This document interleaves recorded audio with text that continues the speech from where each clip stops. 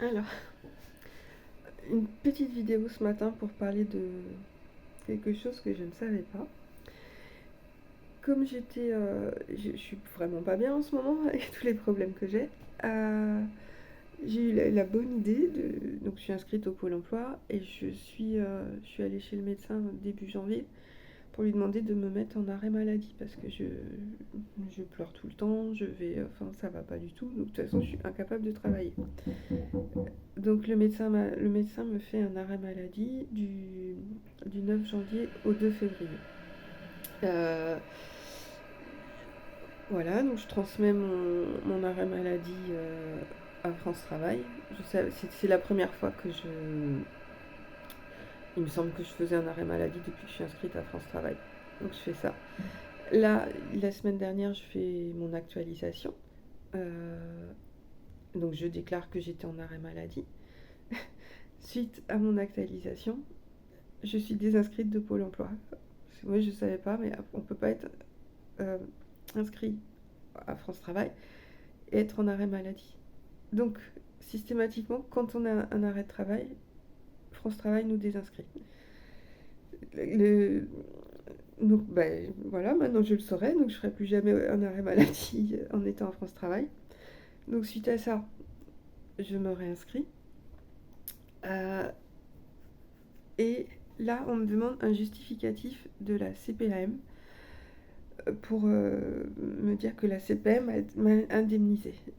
Sauf que j'en ai pas de justificatif de la CPM puisque moi je touche le RSA. Donc il faut que je fasse une attestation sur l'honneur. Euh, et a priori, normalement, j'aurais dû prévenir la CAF que j'étais aussi en arrêt maladie. Donc voilà, donc ça fait 2 heures que je suis en train d'essayer de régler ce problème. Et je,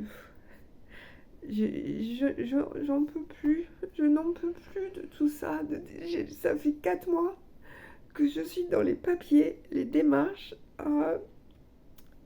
J'ai comme la hache n'est pas renouvelée. Je suis en attente au tribunal judiciaire pour le. Et, et je passe mon temps à faire des lettres, des courriers, des dossiers, à être au téléphone avec des machines qui me disent tapez 1, tapez 2, on va vous répondre, tous nos conseillers sont occupés, veuillez raccrocher, rappeler ultérieurement. Ça complique complètement ma situation, en plus le fait que je suis entre la métropole et la Réunion. Là, finalement, j'ai enfin eu une aide du département. Le département m'a accordé 300 euros, mais ces 300 euros, il les envoie par chèque. Et comme moi, j'ai pas de compte ici à La Réunion, mon compte il est en métropole, je peux pas déposer de chèque. Sinon, il faut que je l'envoie en métropole. Donc, la personne du département me dit il faut aller au trésor public avec votre carte d'identité, et là vous présentez le chèque et on vous redonne de l'espèce. Donc déjà le trésor public ici il est ouvert que le matin.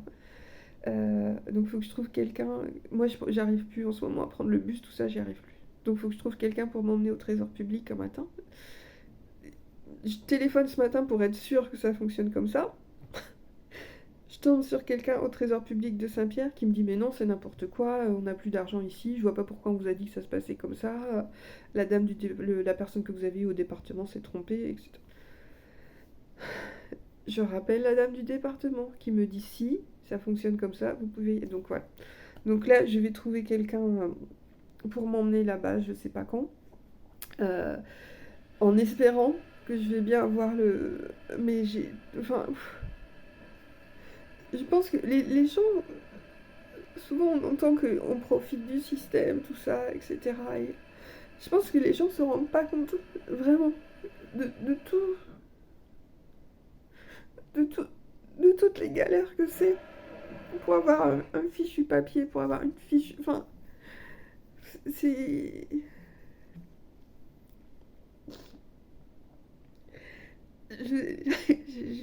C'est pas terrible cette vidéo, j'ai une tête déplorable, mais je m'en fous. Je veux que les gens. Je pense que les gens ne se rendent pas compte ce que c'est au quotidien d'être là, de pas pouvoir se déplacer parce que voilà, j'ai pas de voiture ici, j'arrive pas à prendre le bus. et d'être sans arrêt confrontée à toutes ces problèmes, ces galères administratives.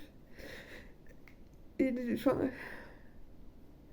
j'ai une assistante sociale qui est super, Madame Grondin. Vraiment, alors elle, je la remercie du fond du cœur parce que depuis que je suis là, s'il y a vraiment une personne qui s'occupe bien de moi, c'est elle. Heureusement que je l'ai, elle. Mais voilà, à un moment donné, ça suffit quoi de arrêter de taper sur les personnes handicapées et arrête. Enfin, je veux. Je suis fatiguée. Je suis vraiment fatiguée. Je sais pas combien de temps je vais tenir.